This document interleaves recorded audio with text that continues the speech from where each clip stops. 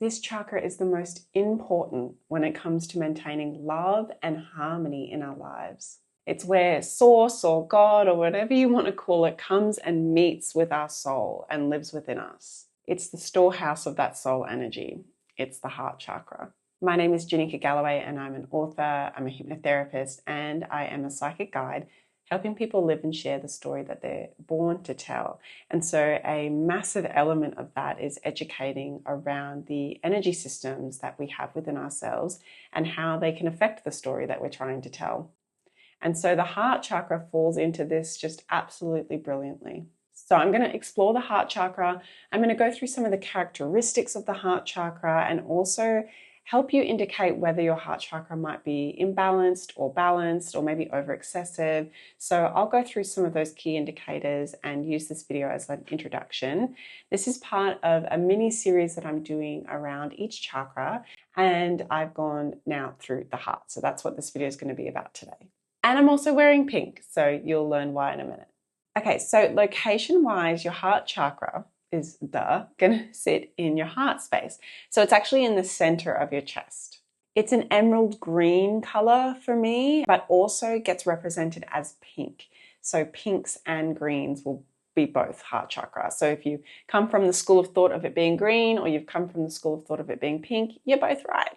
Its associated gland is the thymus, and its energies and its lessons are all around forgiveness, also compassion, vulnerability, and love, self-love and love to others. So I'm talking unconditional love.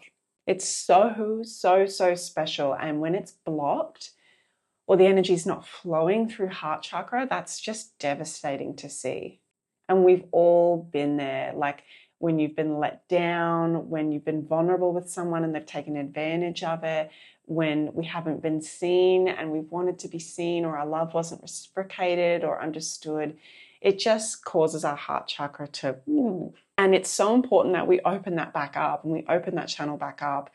And it almost makes me emotional, like as I'm explaining this to you, because love is something, unconditional love and pure love is something that all of our souls are learning. It's part of every single one of our stories. And if anything, it's actually at the base. It's the story. It's the story of love. Anyway, I digress. So the whole purpose of it is that the heart chakra concerns our ability to love and give love, receive love. If I have a client that comes to me and they're completely closed up, closed shop, doors are shut, windows are shut, don't let anyone in, I can tell we're going to be dealing with some heart chakra things. Or if they're just kind of an unkind person, if they're a little bit rude, if they're a little bit short, even in some of the comments I receive, you know, if it's a little bit rude, if it's a little bit short, if it's missing that unconditional love and reciprocated love, then I know that there's some sort of a heart chakra imbalance there, and I just send them love. They deserve love.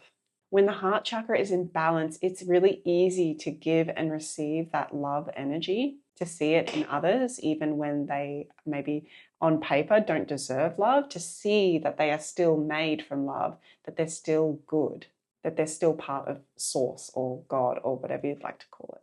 But when it's closed off, it can feel like we're closed off emotionally, like we don't want to be vulnerable, we don't want to open up, we don't want people to come in. We're scared to give our love. We might be holding grudges. We might be withholding forgiveness of ourselves too. So it's not just, when I'm talking about the heart chakra, it's not just how we give like our partner or our friends or people we know love, but it's also how we give ourselves self-love. Like, are we loving to ourselves? And the love that we're trying to give people when it's in balance, it's not just to our friends and our family and the people that we like. It's to everyone. We see love in everyone. So I just wanted to go back to that point and really hone that into you, that the heart chakra is balanced when the love is given to everyone, to all. Okay, back to unbalanced now. So when it's unbalanced, we're not giving, we're not receiving, we're afraid. We also fear that we're not worthy enough of it, that we don't deserve it.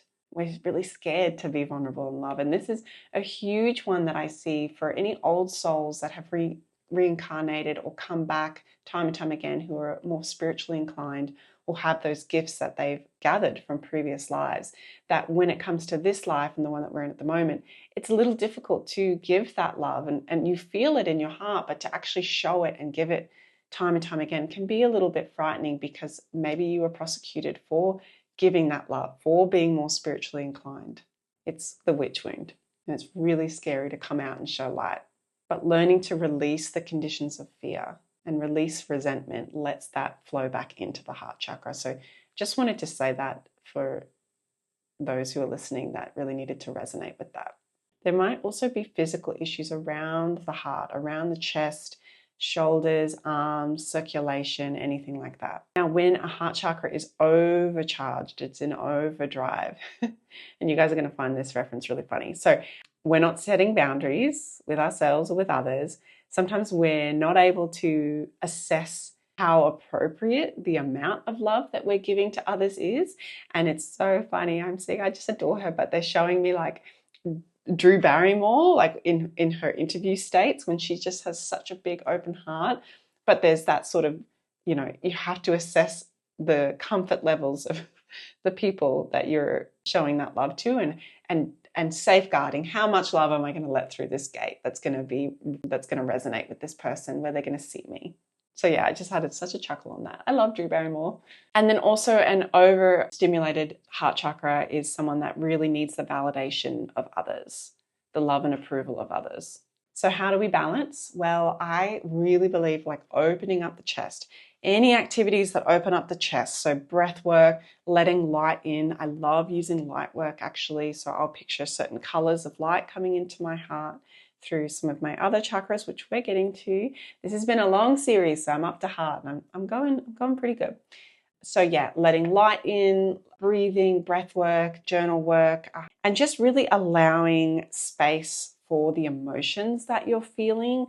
And I keep hearing the word grief. So if some of you are watching this and your heart chakra has been affected from grief, the loss of something, like the loss of a job, the loss of a pet, the loss of a loved one, that can really cause our heart chakra to, because it's scary to open that back up again. And maybe we haven't processed it, and within our own time, of course. But yeah, whether or not maybe you need to start journaling and writing down and getting some of that stuff out of the body, out of the heart, to open up that channel again. Now, when I'm working with the heart chakra, I actually, even though I mentioned I see it more green, but I love working with pink crystals for heart chakra.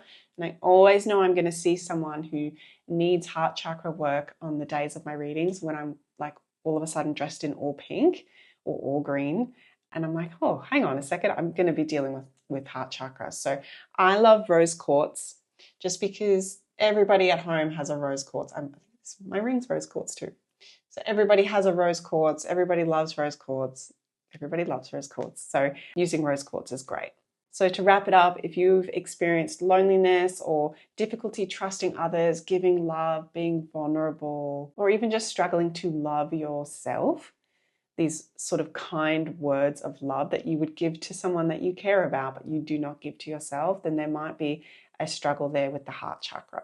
So practices like self-love, practicing gratitude, mindfulness, that's all going to work. So if you found this video helpful, I would again love to hear what your thoughts are, how you use your heart chakra, how you regulate it, if there's any practices that come to mind, any crystals that you enjoy working with. And thank you so much for watching.